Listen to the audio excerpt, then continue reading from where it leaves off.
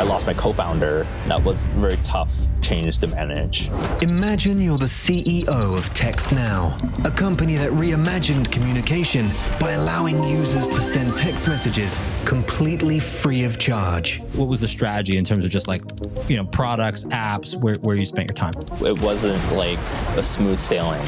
We got to figure out some unique, creative revenue model where an ad unit can pay for the phone call rather than the user having to pay for the phone call. As things evolved, we had to make sure the app was fast, didn't have bugs, it didn't have glitches. That took effort, that took time, and that required focus. And we were very young and very inexperienced. We just weren't able to keep up. How does one balance the technical with the strategic, the present with the future? We may need to. Welcome to Top CEO. I'm chatting with Derek Ting, CEO and co-founder of TextNow. And Derek, take me back to the beginnings of an interesting model, which is providing phone and text message service for free, being more ad supported. And take me through just the generation of the company to start with and how that annoyance of having to pay fees and buy plans actually became a company. Yeah. It started with me being a college student and being extremely annoyed with the concept of overpaying for phone service. That was something that just really irked me. And what really triggered the birth of TextNow was when the iPhone first came out, AT&T charged not only for internet and calling, but they want to charge another $20 a month for text messaging. So at the time, you had to pay $20 a month for calling, $20 a month for internet, $20 a month for text messaging. And I was like, hey, you can message over the internet. Why pay another $20 a month for text messaging? That's a ripoff. Because it costs them nothing to send the text message. So why are you charging $20 a month for it? So that was the birth of TextNow, was building an app to text message using the internet so that I didn't have to pay another $20 a month for AT&T. And I thought a lot of people could then use it to not pay AT&T that extra $20 a month. And what we've learned actually when we brought TextNow to the world was a lot of people actually started using it for the iPod Touch. We thought a lot of people use it for the iPhone, but a lot of people use it for the iPod Touch. And we were like, why? And it turned out a lot of people couldn't even afford the phone plan with the iPhone. And so they got the iPod Touch instead. And they were using our app to turn the iPod Touches into phones. And that's how we had our aha moment that like, we should make phone service free, not just text messaging. Well, and so and just to kind of talk about your background a little bit, I mean, a lot of people are annoyed with phone plans. Not a lot of people start companies or services, based on that annoyance. So you had a background. I mean, you were a, computer engineer. You went to University of Waterloo. You worked as a software engineer at Qualcomm. And as this is growing, you're sort of turning just like, sort of inefficiencies you observe and trying to solve them. You're starting other projects, other apps at the same time, correct? So take me through that. What became TextNow was sort of in parallel with many other things as you found kind of more itches you wanted to scratch. Yeah, at the time, TextNow was kind of like it wasn't meant to be a company, right? It was meant to be like a passion project. And we had a lot of different passion projects. And actually, I actually just wanted to learn mobile app development at the time as well, right? That was a secondary goal. And so, I built a lemonade stand game. And then we also built another app that notified people when they got an email, because back then the iPhones didn't notify you when you had an email. So we had a relatively great success with these different with a portfolio of different products. Who is we at this point? I mean, was this a company? Was this a bunch of computer engineers from college? Was like what existed at that point? Yeah, it was literally my co-founder, which was my classmate at the time, and myself building apps. And we actually hired an intern as well as interns. Okay. So we made our own internship, and then we hired an intern as well to help us. When did you know that these were more than passion projects, that this could be something bigger, this could be a company, and you started developing all of this, seriously as this was an entrepreneurial venture? Yeah, I think like the tipping point was when we achieved ramen profitability. And that means like there was a business model in place where we could self-sustain ourselves and we don't have to get real jobs. Okay, so you started to be like, okay, we've reached enough, and for those people who don't know, a lot of people in the startup world know ramen profitability, but that's basically like you'd be profitable if like all you did was eat ramen and didn't really pay yourself, but you can like exist. You're not going to get rich, but you can sustain yourself and you can sustain the endeavor if you're kind of lean about it. Basically, yeah, we were at that point, and then that's the point where we realized like this is what we're doing. This is what we're doing. We're going all in. Okay. And you went all in, and was the strategy at that point, was it like have a portfolio of apps and we're just going to develop cool stuff and have a bunch of things in parallel? Was it like, let's throw spaghetti at the wall and see kind of what sticks and then double down there? What was the strategy in terms of just like, products, apps, where you spent your time? Yeah, at the time we didn't really have like crazy ambitions besides just doing stuff for fun. So then we had a lot of ideas, with a lot of itches to scratch, and we scratched a lot of itches. That was when we reached ramen profitability.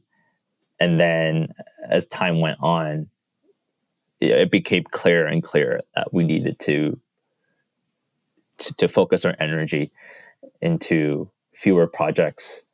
And actually, it became even clearer we had to focus on one, not even more than one. I think we're going to get to that in a second. But then, so how did you basically, after all of these, passion projects, ideas, cool apps you can build, stuff, many of which had traction, eventually, as the story goes, you get down to kind of like two that are your main things, right? One, which is TextNow, which is this idea of let's make, phone service and text message service for free by using a different source for that and kind of be ad supported.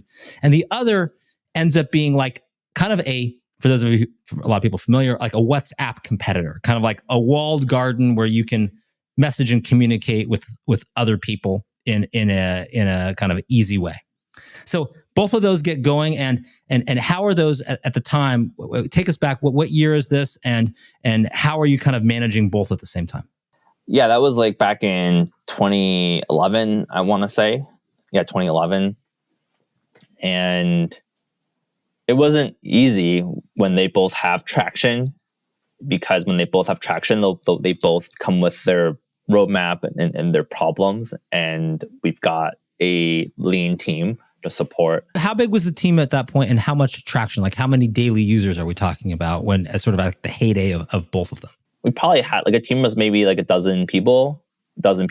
And how many of those were engineers? How many of that's like customer service people or other functions, or just that you just have to have? Yeah, we had like 2 people on customer support, and then they also doubled as or like social media guru. And then rest of the team were either design, product, or engineering. Like I would say 90%. And like at the time, I was spending my time writing software as well. Like maybe half my time. You're talking about what hundreds of thousands of daily users at that point? Yeah, they both had hundreds of thousands of daily active users. It's you, it's your co-founder, it's the two of you, it's a team of other people. How did you try to divide the work? Did like one take one and one take the other? Or no, we were just kind of doing everything at the same time? At what point did this sort of start to feel like it was untenable? Yeah, I would say the way we did it was we had a couple team members on TextNow, and then the rest of the team members on Ping Chat at the time. Because it was actually back then it was flipped. We thought Ping Chat was what we should focus on, not TextNow. That's actually what we did at the time. So TextNow was actually on maintenance mode at the time. That was really early days. And then Ping Chat was this app that we actually acquired from another app developer. We paid a lot of money for it because we had the ambitions to to build a very, very competitive WhatsApp competitor. Well, and at this point, take me back to the time. So was WhatsApp, where was it in its journey? It hadn't yet been bought by Facebook, now Meta. It was just an app that was becoming popular. And so, and you found another similar app that you thought you could build upon, and that was a big investment for you. Yeah. Actually, the app developer reached out to us to be like, "Hey, can we join forces?" Because he saw the tech success we had with TextNow, and his name was Gary. He was the author for Ping Chat. It's like, "Hey, can you help me scale this thing?" We're like, "Yeah, of course."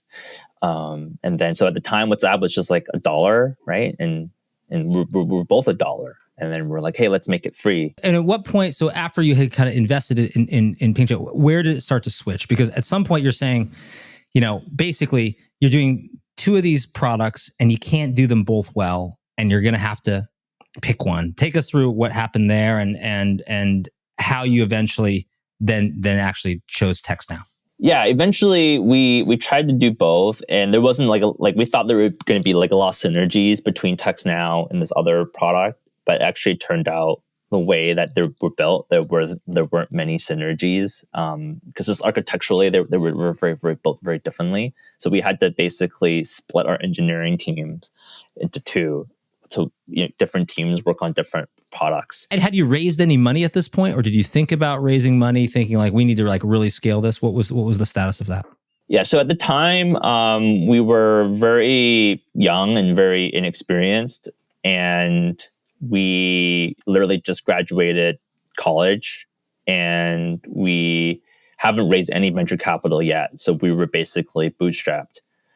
And I think that was a big part of the reason why we had to pick a focus, because we couldn't adequately staff an engineering team for both and do both well, right? And so yeah, we and then at the end of the day, we didn't deliver a quality product we were proud of, because we always had to make trade-offs. What was that? When you say not a quality product, like what was the issue? Like people were having like just actual like functional issues, like it wasn't working properly, or you just couldn't follow the roadmap of what you wanted to add features, or you couldn't keep up, or like what did it mean to sort of not deliver the quality you envisioned? Yeah, it's software. It's like there's like the classic like 80-20 rule, right? So like 80% of the effort is the last 20%. So we were able to get the app to work and stuff like that. But being like real-time communication app, as things evolved, we had to make sure the app was fast. It didn't have bugs. It didn't have glitches. Whenever we make changes to it, we didn't break anything.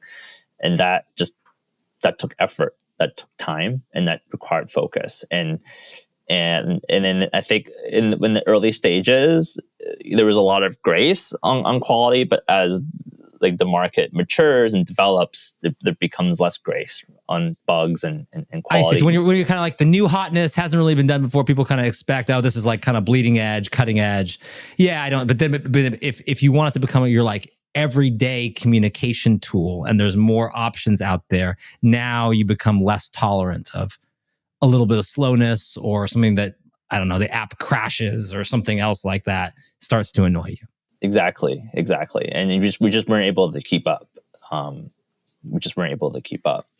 also it required sometimes to achieve the quality that we need, we may need to refactor, re-architect the app, rewrite the app.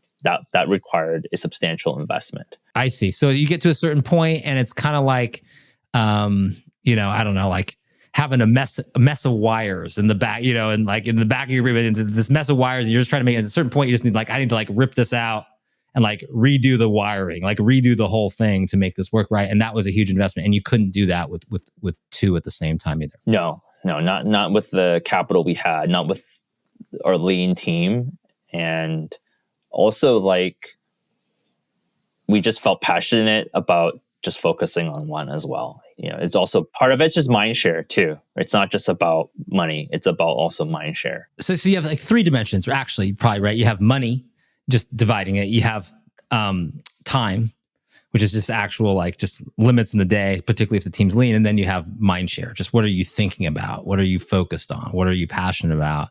And usually, they sort of go in that order. At the very beginning, everything's like a money situation, right? And then you start to you're okay doing with money, and then it becomes a time. And then even if when you have enough time, it's actually just focus. It's just mind share.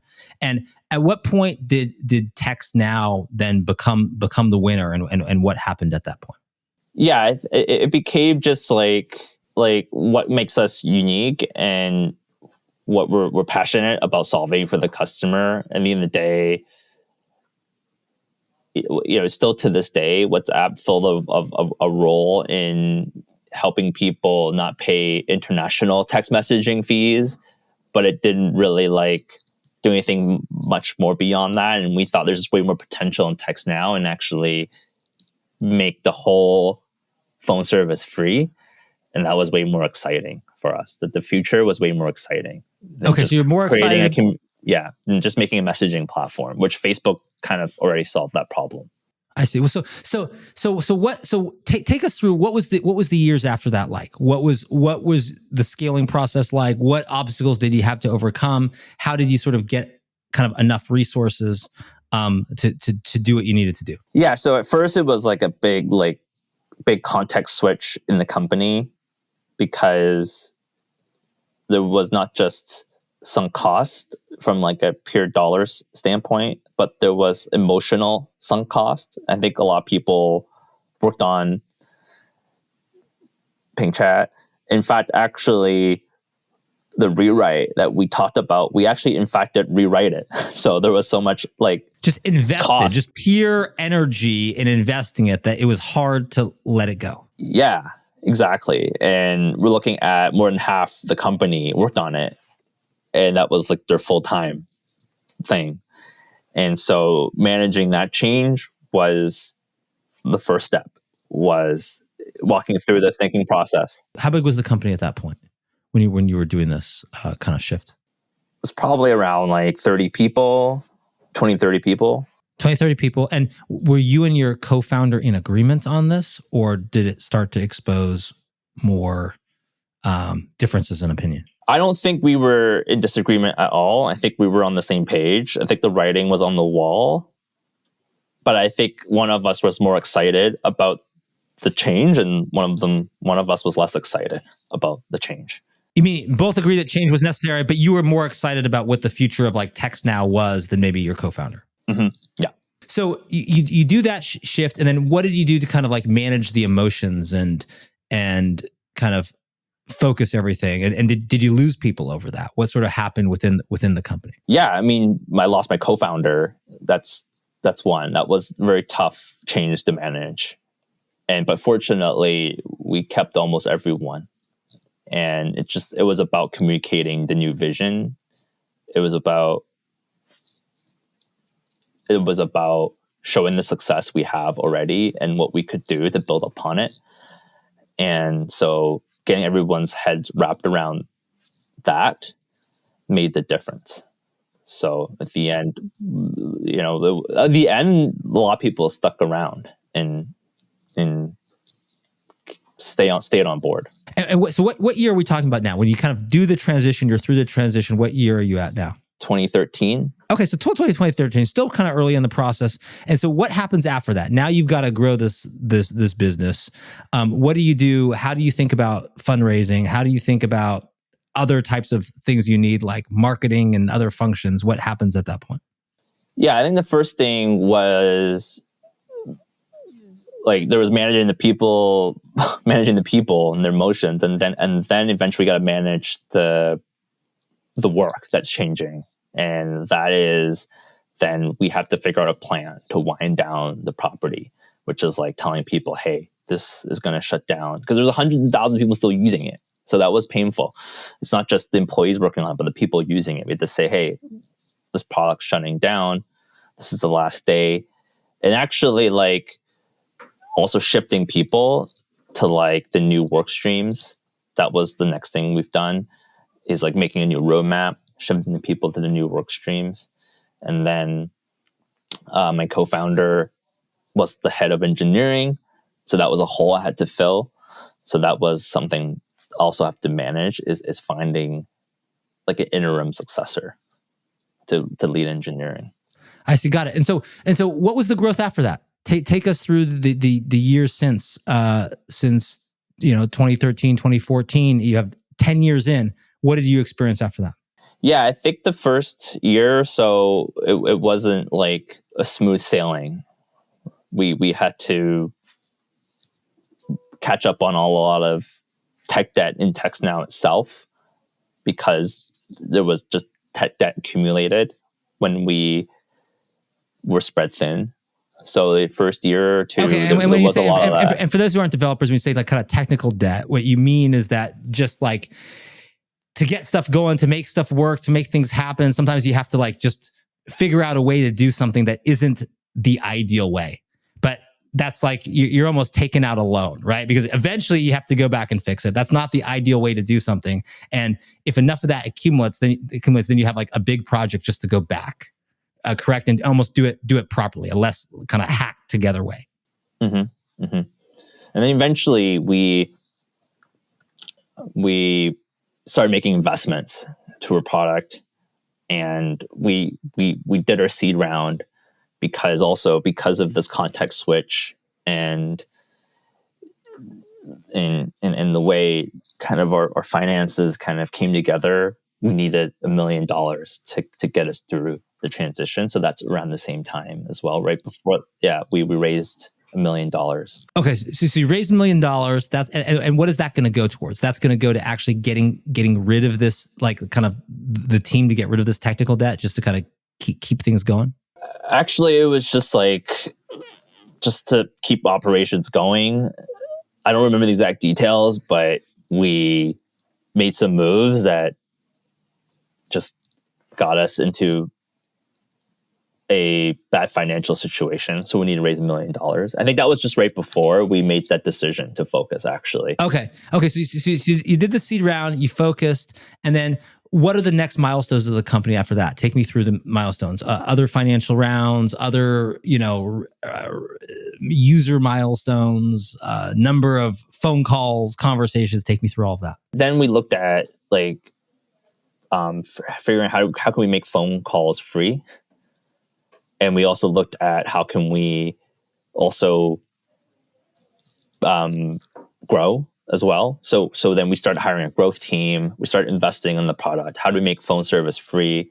How do we actually make the app work without Wi-Fi? That was the biggest feature request, because at the time, the use case was to download the app on the iPod Touch, right? And then the iPod Touch had Wi-Fi. And then when it didn't have Wi-Fi, then it didn't work. So to behave like a true cell phone service, it should work without Wi-Fi. So these are the kind of the problems we were tackling. The app didn't exist on Android at the time, so we had to make an Android version of the app. So there was like a lot of new investments as well we were making, and so we started all those things at the same time, and that's when we started to see growth.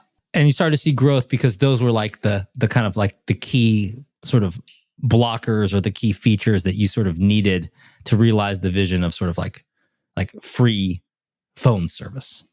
And what were the solutions? I mean, for an audience that isn't super technical, how hard was it for you to find the solution? How did you kind of get through all of that? Yeah, so the first biggest milestone was making calling free. And the calling itself wasn't hard, right? It's about getting enough volume so then to get our costs down, and at the same time finding a way to pay for it so then the users don't have to pay for it. And what I mean by that is we got to figure out some unique creative revenue model where an ad unit can pay for the phone call rather than the user having to pay for the phone call. So the first version of free calling we had was people can watch videos to earn money or earn minutes to make the phone calls. So that was the first big revolution towards having free phone calls. And eventually we evolved to having our calling costs low enough that they could actually make phone calls for free without earning minutes. And then so that's also another point where we got closer to our vision. And then eventually we also did a deal with the carrier. So then we had like phones people could buy that didn't have a monthly plan or had a very cheap monthly plan that like let them use it without Wi-Fi. So these are all the innovations we started to come up with to build on our growth. Where is your user growth over that time? Where do you first hit, like, I don't know, a million users in a day? Or where do you start hitting other metrics where this gets kind of bigger and bigger, and also revenue continues to grow? Yeah, so I think from 2013 till now, every year we've been kind of doing double-digit percentage year over year user growth, as well as revenue per user growth. So we've basically gone from, I forget the exact numbers, but like a 30-person company doing like 13 million in revenue back in 2012 to like now we're doing 130. So you can like, and that's not like overnight. That's just us gradually building 1 year on top of next year, on top of the year after that. I see. So over 10 years, roughly, 10x the amount of revenue if you went from 13 million to 130 million, let's say, and kind of a steady pace, it sounds like. And how did you feel about that as CEO? Did that, is that, I mean, you see, I guess in you're based now in San Francisco, Bay Area, you see companies that can go like, in a year or two, just like some kind of crazy growth. But yet you see a lot of companies flame out too at the same time. They could start, even if ones that raise a ton of money are the hottest thing, and then they're gone. So how did you feel about this kind of like steady growth that probably in a lot of other businesses, that's, that's great, right? But in Silicon Valley, you sometimes have different expectations and other things of that. How did you view it?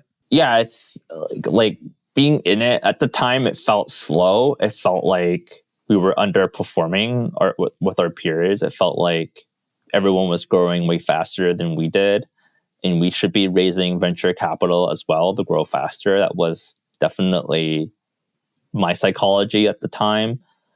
And the truth is, because our business is so unique and so special, that it didn't fit a mold for venture capital to invest in. Did you raise any more money after that $1 million seed round? Despite our traction, we struggled to raise our A round. Like, we weren't a company that venture capital was attracted to.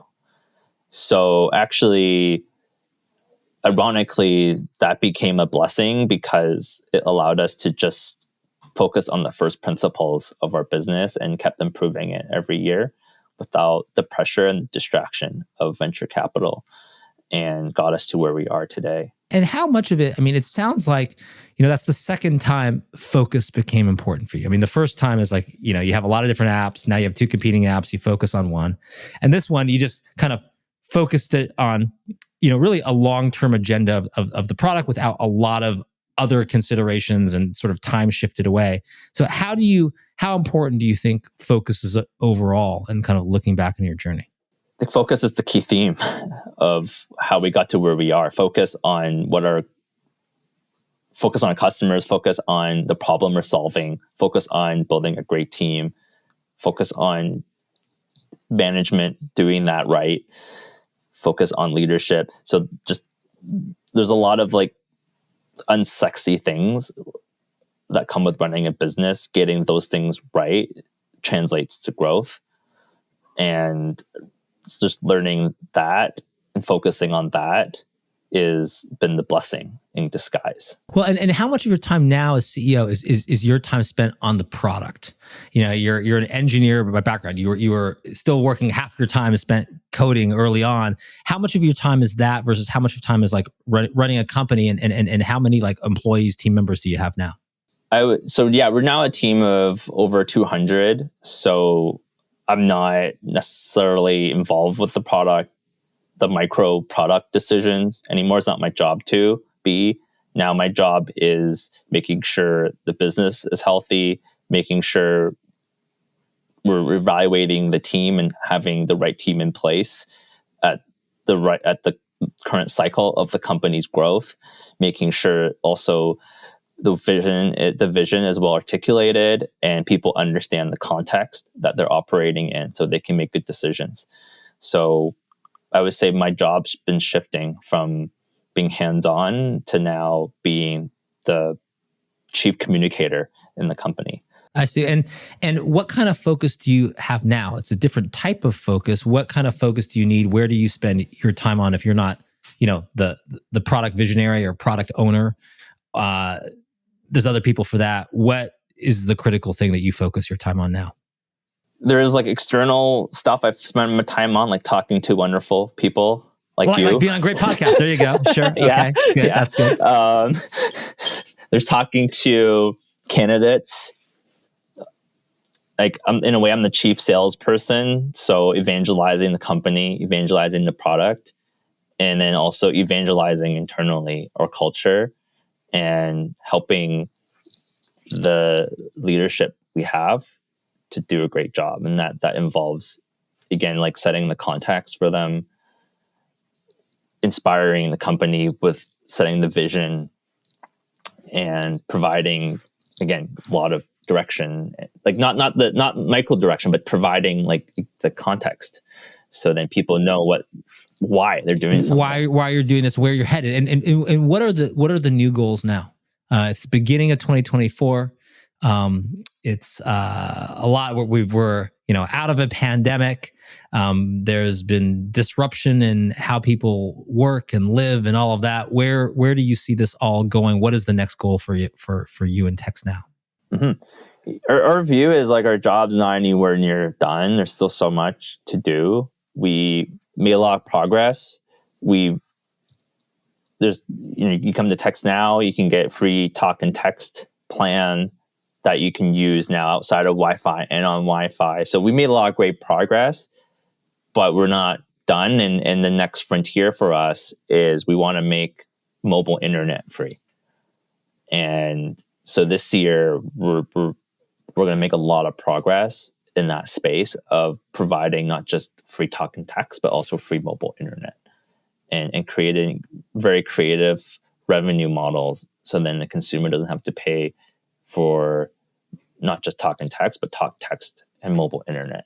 And when you say mobile internet, you mean data that you would use to run basically everything else that is going on your phone. How can you make that free? We're making it free. We have a lot of experience making calling free, text messaging free, and we're at a point now where we're extremely profitable making talk and text free, and we can be profitable offering some form of free internet to our customers.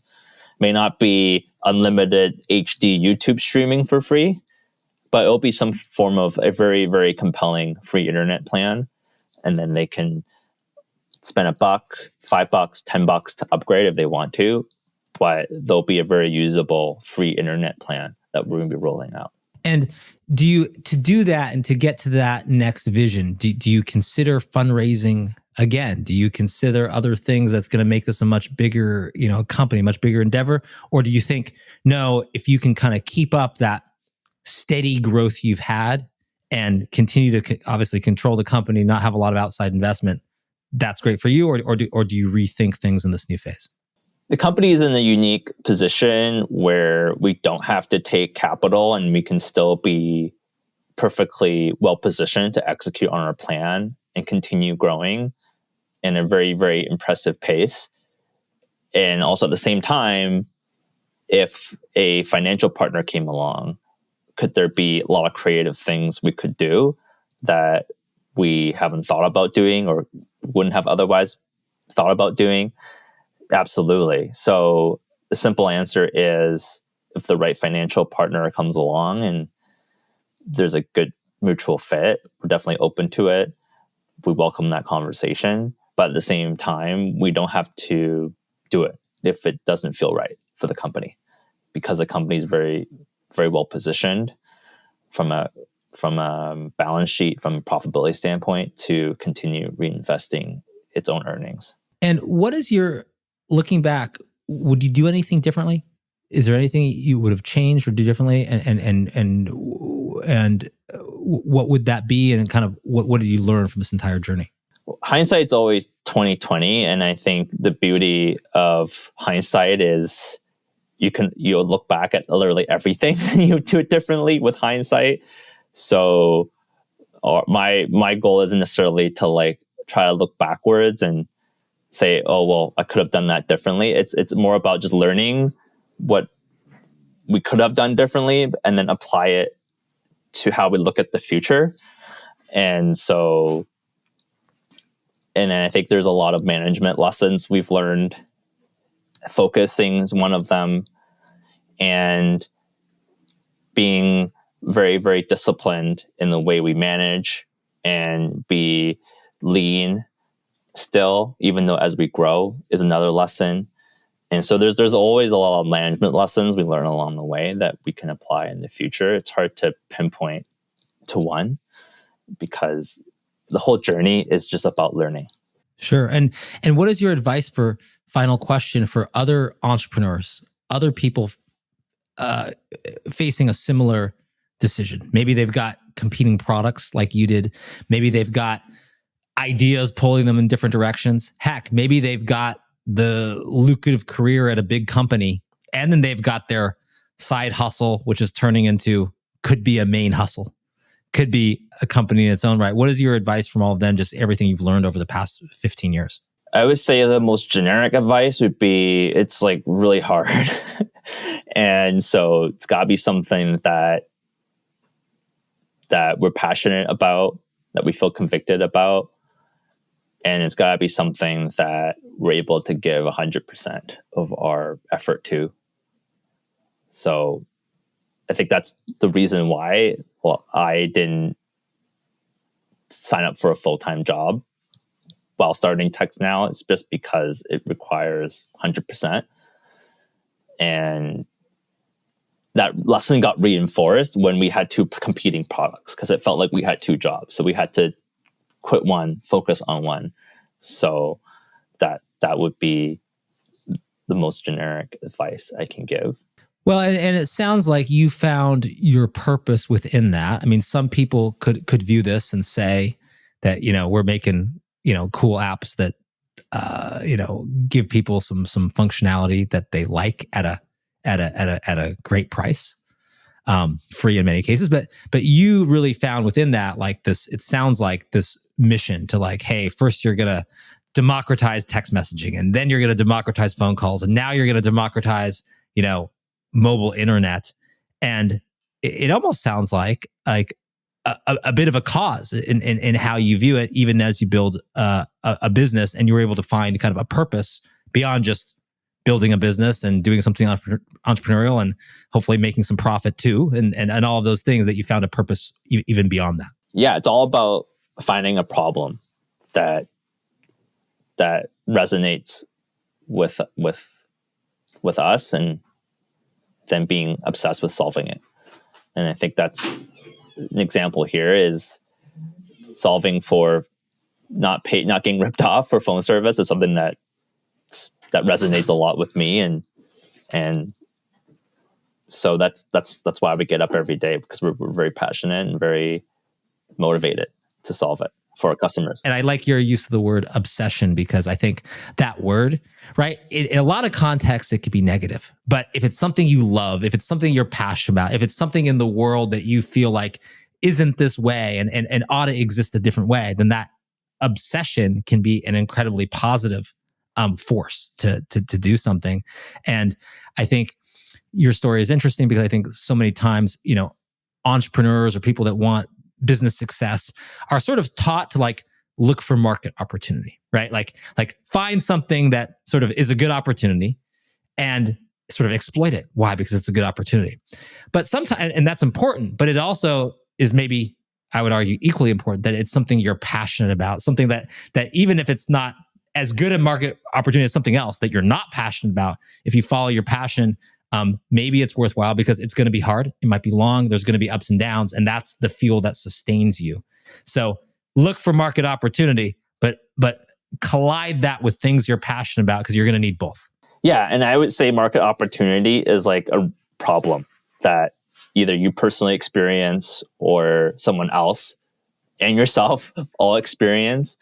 Not necessarily like, oh, because there's a dollar there. It's more about does someone have that problem? And one good example would be a lot of people think, oh, crypto or AI, that's that's a market opportunity. Well, not really on its own. It's got to be an actual problem or a pain point we're solving for someone. So that I think that's what makes it the opportunity, not because a bunch of venture capitalists put a price on it. Sure, and if you can actually solve a problem that's a real problem that people need solving, you're going to impart value. And if you impart value, by definition, you become valuable. And that's pretty good for a business. So solve a real problem, impart value, then you become valuable. And if once you become valuable, then the sky's the limit. Bingo, you got it. Under Derek Ting's leadership, TextNow turned the tides of challenge into the winds of change. In this episode, choosing to pursue sustainable growth over rapid expansion shows that true success is measured not by the speed of ascent, but by the ability to endure and evolve.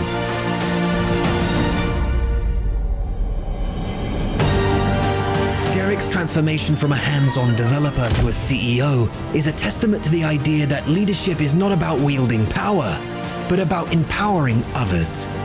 The enduring message is clear. In the realm of technology and beyond, triumph is not solely about mastering the tools of the trade or dominating the market. It lies in the audacity to envision the future, the courage to forge new paths, and the resilience to turn every challenge into an opportunity for growth and innovation.